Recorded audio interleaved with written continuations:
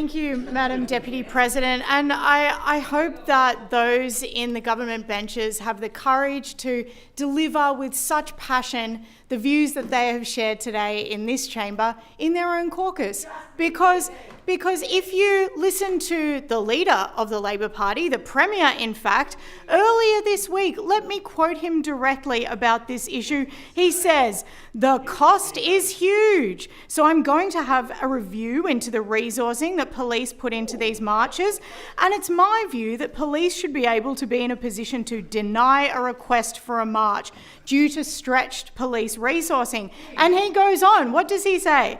He says, when you've got someone putting in an application every 7 days for 51 weeks to march through Sydney streets, this is costing millions of dollars. He goes on to say, and I think taxpayers should be in a position to say that we would prefer that money be spent on roadside breath testing, domestic violence investigations, knife crimes, rather than the huge resources that's going into the city and the community. So that is what the real Labor voice has to say, the leader of the Labor Party, when it comes to a public position. So it's all well and good to come up here, but when your leader is saying what we are saying on this side of the chamber, it's time to reflect on the caucus and how that party is working. Because, Mr. President,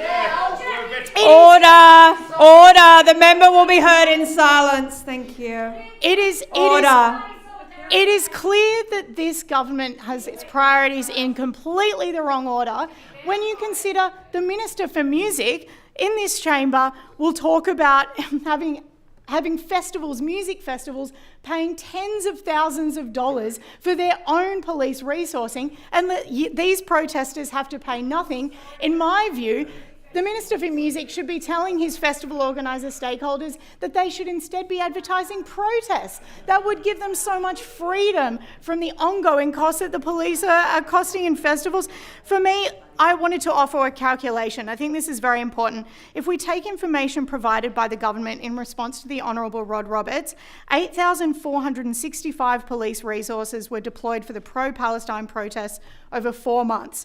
If you times that by 3 to reflect the full 51 weeks of protests that we've endured so far, then calculate the hours that the police were present, let's say 4 on average to be very generous, then times that by the amount that festivals are charged per hour for a police officer, that's $144, we are looking at a cost of $14.6 million to the taxpayer this year alone on the weekly pro-Palestine protests. That is what the taxpayers of New South Wales have to cough up for these anti-Semitic, vile, hatred and violence inciting protests. Thank you. The member's time is